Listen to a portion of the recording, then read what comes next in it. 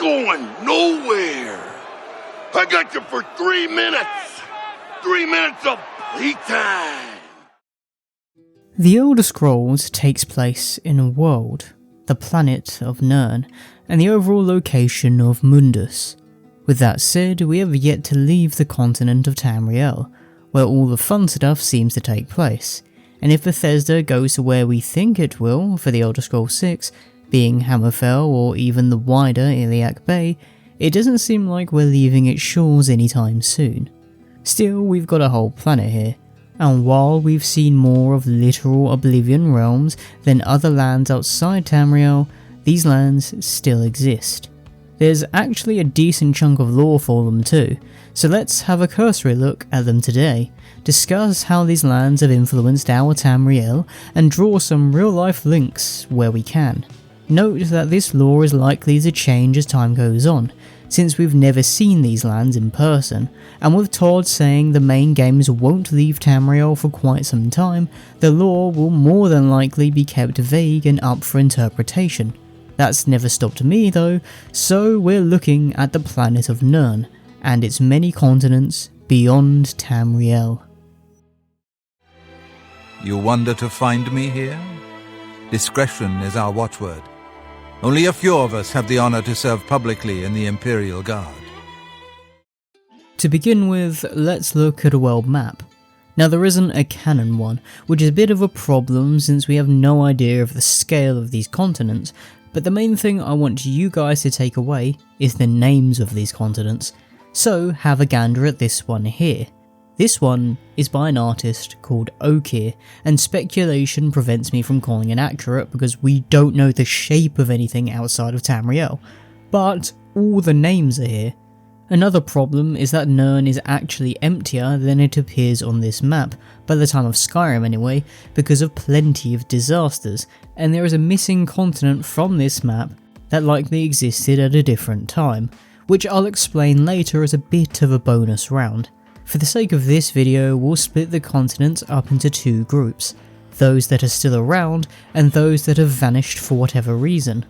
While Tamriel is obviously still around, we'll skip it because, well, it's got enough attention from the rest of my channel. This means the continents on Nirn that are still around are Akavir, Atmora, and Pyandonea, while those that are missing for whatever reason are Yokuda, Aldmeris, and the bonus one, Lig. There are odd islands that don't fit with any continent, such as Roskrea or Roskre, I'm not entirely sure on the pronunciation on that, which sits awkwardly in the middle of the Sea of Ghosts, between Tamriel and Atmora, although it does seem to be an imperial colony, so I'm going to clump it with the rest of Tamriel.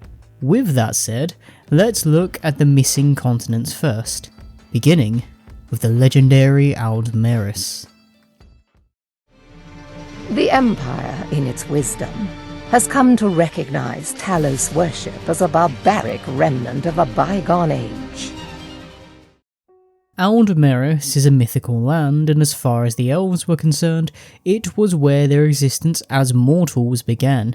You see, elves are, apparently, directly descended from the Elnathe, the original spirits who gave their power to make the world, although some were unintentional.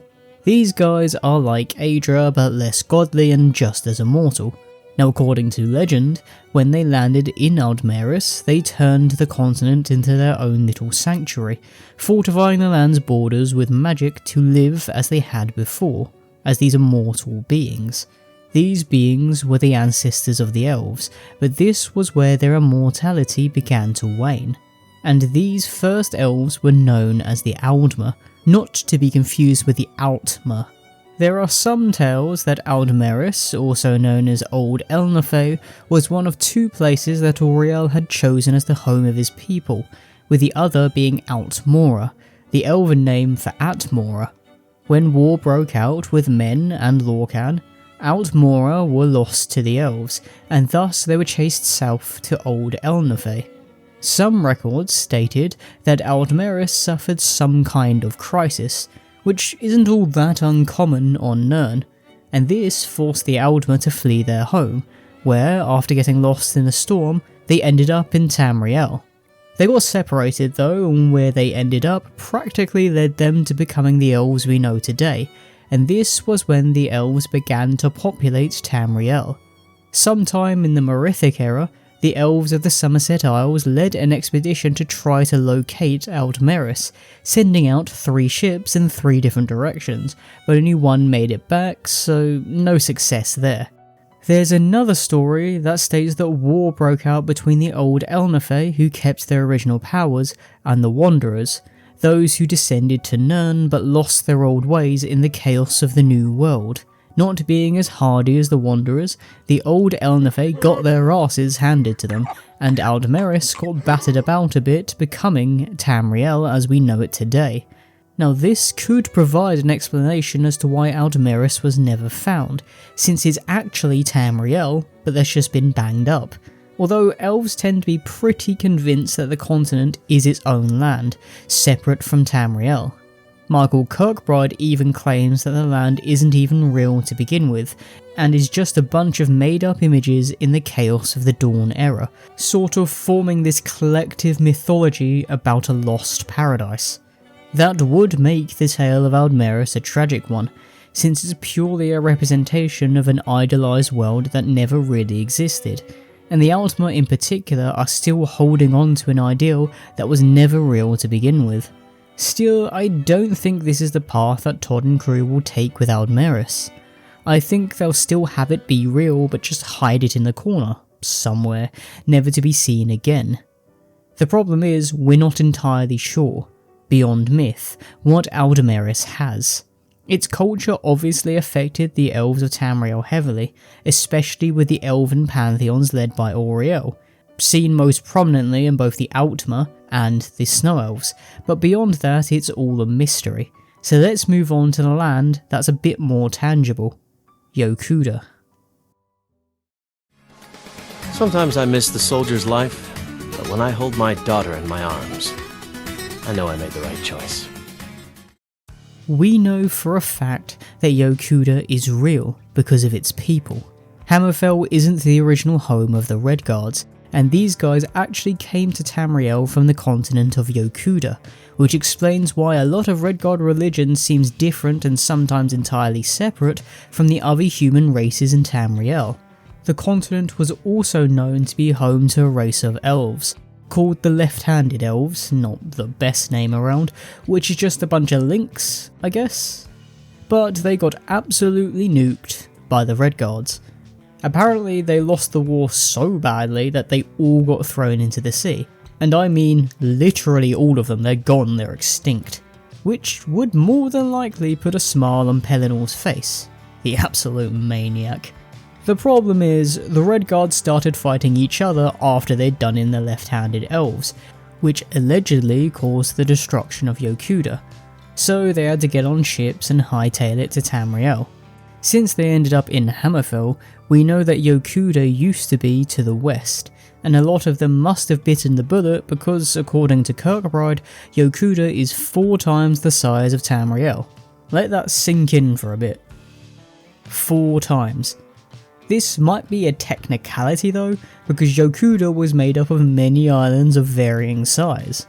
I'm not entirely convinced by Kirkbride's statement here, since this is the only map we have for Yokuda, and I believe this is from before it sank into the sea. Now it's not like Yokuda completely sunk either, since in Oblivion, residents in Anvil state that some ships come from the continent. While I won't go into immense detail here, because there's enough on Yokuda for its own video, and we've got a lot to get through, it is worth noting how much historical information the Redguards brought with them about their old home. We know that Yokudan society was warlike, but also very advanced for its time.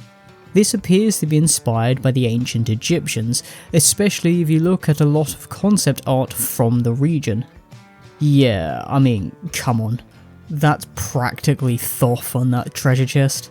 While I'm not an expert on names, you can maybe see this too in the names of some of the islands, which include... oh, okay. Bahia, Iranu, Kanesh, Kadesh, Klethi, Samara, and Yath. The largest island, Akos-Kazaz, had many environments and was more than likely the centre of the continent's advances, with Totambu, its capital, probably being one of the most advanced cities in the world at one point. While so much history was lost because Yokuda sank all Atlantis style, it's neat that Yokudan architecture was taken to Hammerfell and can be seen in cities like Sentinel here.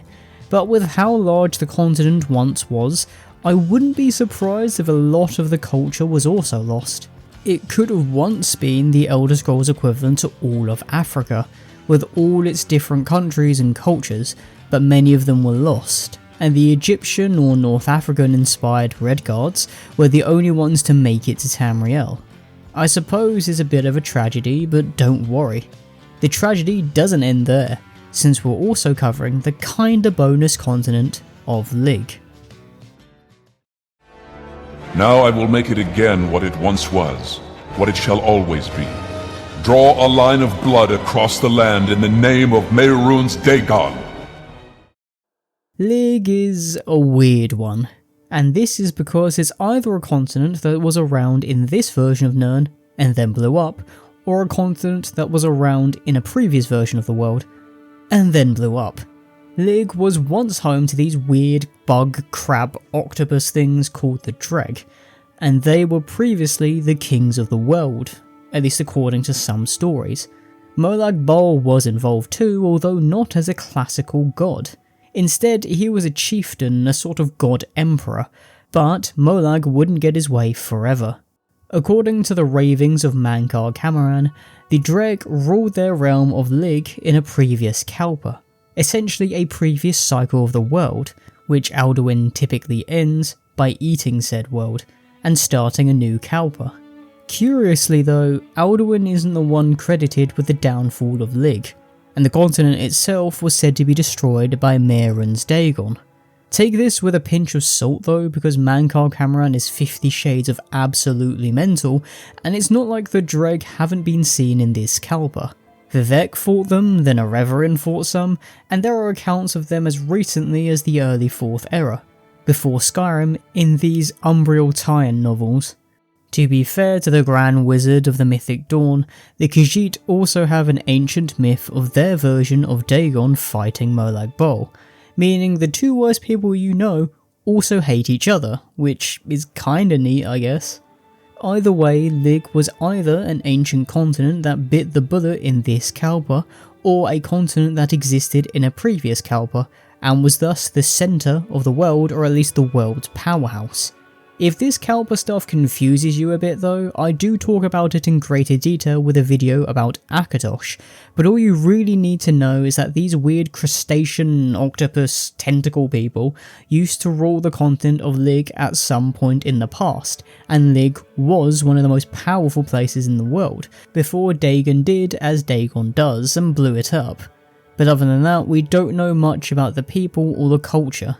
You know, missing history because continents keep blowing up seems to be quite a theme in the Elder Scrolls, but not all of them blow up. Some just freeze and then get abandoned, as is the case with Atmora.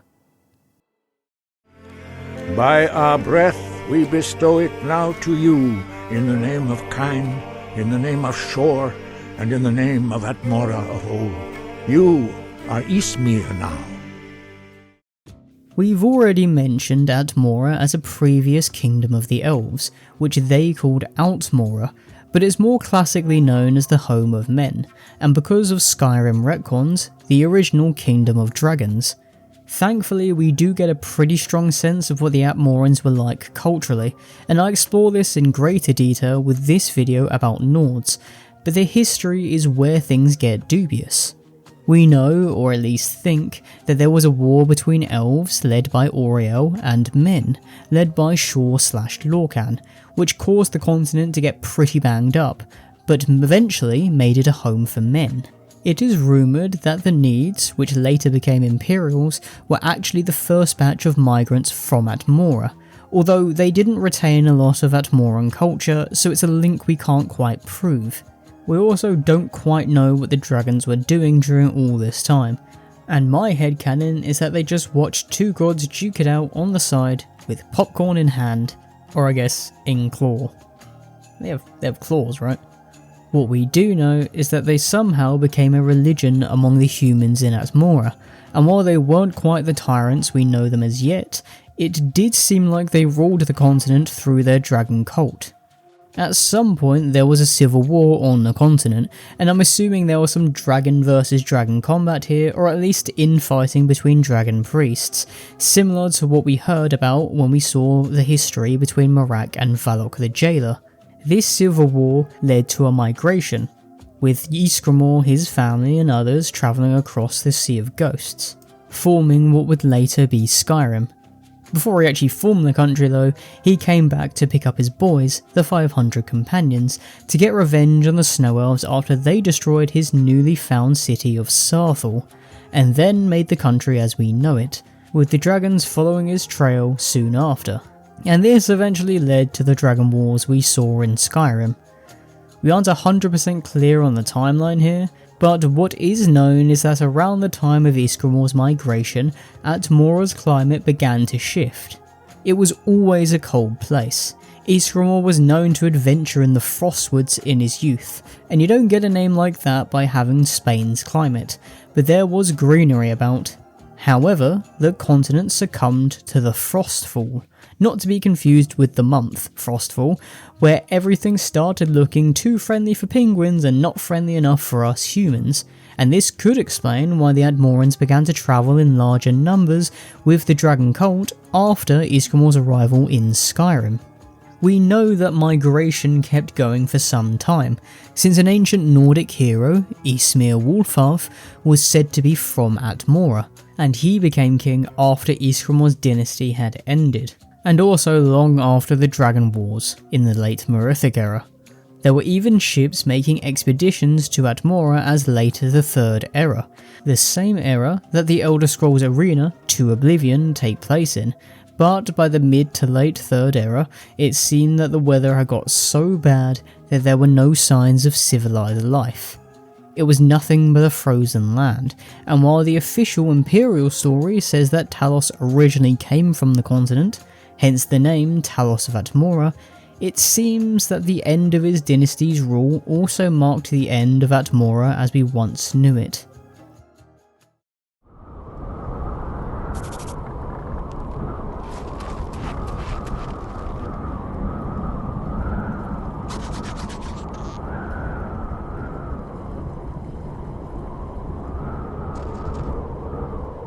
Well, this sucks. Now, if you want to know more about the continent, specifically Ysgramor's hijinks while he lived there, this Hermaeus Mora video will tell you more. Trust me, it might sound weird now, but it does make sense in that video. And while we know a lot about Atmoran society, since a lot of it carried over in Skyrim, we also know a lot about how weird local life was there. They probably aren't alive now because it's bloody freezing up there, but there's a lot to separate Atmoran life from Skyrim's. For instance, check out this bear. Actually, he's cute, but not that remarkable. Oh, check out this penguin puffin looking thing. It's a chubloon, and apparently Ysgramor wrestled a massive one. Much more remarkably, there were also ancient giants, far larger than the ones we see in Skyrim, and the ones we see in Skyrim probably came from Atmora too. I mean, look at this guy. He's pretty big. As well as apparently this guy too, the King of Atmora, with a sketch here of him talking to a young Talos by Michael Kirkbride. There were also some flying whales called snow whales that may have migrated back and forth from Atmora to Skyrim, since the Nords were known to hunt these flying whales in the throat of the world. We know that Atmora and Skyrim did share a lot of animals, however, since the animals on the totems in the ancient Nord tombs are symbols from Atmora, so we're assuming that they're based on animals that lived there too, but we don't know much about cities or settlements, weirdly. The main one we do have is Jilkafik, a large coastal city nearish to Skyrim with a fat shipyard. It's definitely empty now, but it was once where Ysgramor's sons, Ilgar and Ingol, had their ships commissioned, and where Ysgramor planned to travel from with the 500 companions. I wouldn't have been surprised if this was considered one of the greatest cities on the continent, but we're not getting massive amounts of information about great cities, about its capitals, and about the inner workings of different clans. Most of Atmora's lore has something to do with either dragons, an ancient godly battle, or Iskramor, but right now it's an ice cube, so let's look at a place that actually has some life in it. Pyandonea. I don't buy all that talk about ship captains having to be stern and strict. I want my crewmen to enjoy their work. Pyandonea apparently translates to the Vale of Mists, or something to that effect, and is famously the home of the Maromur, sea elves. Apparently these elves came to the continent after being exiled from Aldmeris, and are known to get into wars with the Aldmer and Atmora. Interestingly, the continent has only ever had one ruler throughout its entire history, and if this is true, this guy may be one of the oldest non-godly beings still alive on Nirn, King Orgnum. Orgnum's realm is known to be surrounded by mists, hence its name, to forever keep the Maromur out of Aldmeris, but they could go to Tamriel, so I guess the Maromur don't subscribe to the whole Tamriel is Aldmeris all along theory. Still, that doesn't mean the Maromur left home much, and even deep into the Second Era, the land was considered uncharted territory by the people of Tamriel. It started getting mapped in the Third Era, which is a bit of a shame because the Maromur are kinda really cool. They're famous for snake magic, and while that might sound lame to begin with, this is the snake magic they mean. Look at them. That's pretty awesome. Not only that, but Pyandonea is known for its mighty navy, or once mighty navy, and was one of the richest places in the world until the Third Era, when Orgnum lost his infinite gold maker. That's not metaphorical either.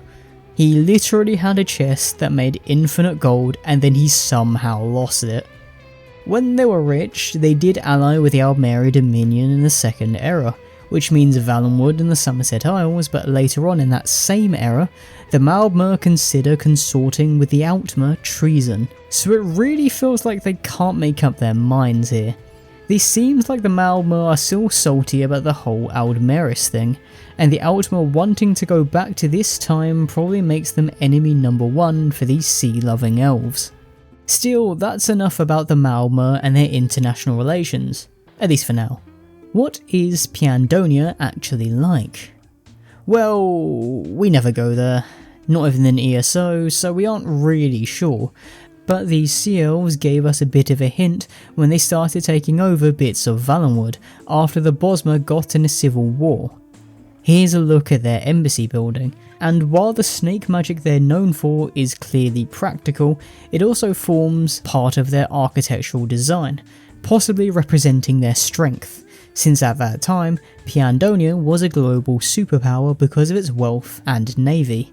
It's no surprise that, as an island nation of sea elves, Pyandonea had access to this great navy, which had since sunk by the time of Skyrim, possibly into obscurity, especially since a fleet was defeated in the year 3E110, when the Atmora teamed up with the Empire and the Sigic Order during the War of the Isle.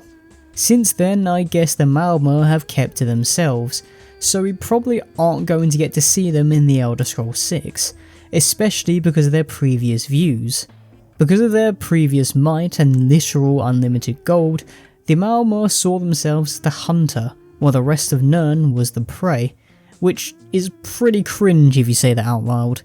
And getting humbled by those you see as prey would probably make me want to hide myself as well. With their immortal ruler, Pyandonea was probably a glimpse into the past, a sort of Atlantis-like realm, except it never sank. But it seems even their longevity and maritime might was eventually overcome by the chaos of Tamriel. Their hatred of the Atmora probably prevents much trade by the Fourth Era too, since they are south of Tamriel, so while Pyandonea is still very much around, it is neither thriving nor a major player in the Elder Scrolls by the time of Skyrim, at least from the information we are given. But there is one continent that could still have a major part to play: Akavir. Remember me, and remember my words. This burden is now yours alone. You hold our future in your hands. When you think of other continents in Nirn outside Tamriel, Akavir more than likely comes to mind first, which is why I've brought it up last. It's practically Nirn's Asia, and has inspired many organisations and concept in Tamriel. That's not to say the Akaviri are all that friendly though, since many of their interactions with Tamriel are, well, invasions. There was the first Akaviri invasion, led by the apparent snake folk, the Seishi. That's how Eosos says it, and the military might of these warriors was enough to send the Iliac Bay and Skyrim reeling. They were eventually stopped by Remen Cyrodiil, who founded the Second Cyrodiilic Empire, and ended up converting the Akaviri to his side. This is where we got the Dragon Guard, then later the Blades. These are also the guys who built Cloudrulder Temple and Skyhaven Temple, as well as Alduin's Wall. The Seishi were the ones who influenced Tamriel the most, acting as advisors during Remen Cyrodiil's empire, then later ruling when the dynasty had ended, but they weren't the only ones. With the Seishi being such dragon fiends, bowing to a dragonborn and founding the Dragon Guard to hunt dragons, it should be no surprise that Akavir is home to many a dragon. Now I'm not too familiar with pre-Skyrim lore, but I believe the original intention was to have dragons be from Akavir, and while we know they had that empire under Alduin in Atmora, dragons chilling in Akavir probably remain true to this day. I don't imagine there's too many of them, for a reason that I'll come up later, but if the Dragon Guard's activities in Tamriel are anything to go by, the Seishi probably hunted these dragons in Akavir, preventing them from making the empire we saw glimpses of in Skyrim. I think it's reasonable, from a Tamrielic perspective, to consider the Seishi one of the main races of the continent, since we know the most about them, including when the Septim Empire decided to invade the continent, capturing and renaming two Seishi cities, Ionith and Septimia, but this invasion was short-lived. Went terribly, and any record of the army's exploration of the continent likely died with them, so unfortunately there isn't an accurate map we can work from with this continent. Still, these snake dudes aren't the only guys the people in Tamriel had to tango with. The second Akaviri invasion was caused by the Kamal, who are described as a race of snow demons, although I'm more inclined to believe they're a bunch of yetis. Either way, they launched an invasion in Skyrim, but after getting triple-teamed by Nords, Dunmer and Argonians... Man, that's a weird trio. Anyway, they got utterly decimated. To be fair, the Kamal are famous for getting absolutely decimated on the regular, since they chill in, presumably, the northernmost areas of Akavir, where they literally get frozen solid in the winter. Then they get thawed out in the summer, where they start to fight with another Akaviri race, the Tang Mo, a bunch of Sun Wukong style monkey people, and these guys can throw hands.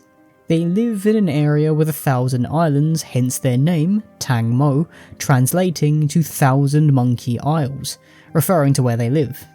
These guys are also enemies with yet another Akaviri race, the Capotan, or tiger dragons, who are tiger people like Tony the Tiger or Tigger.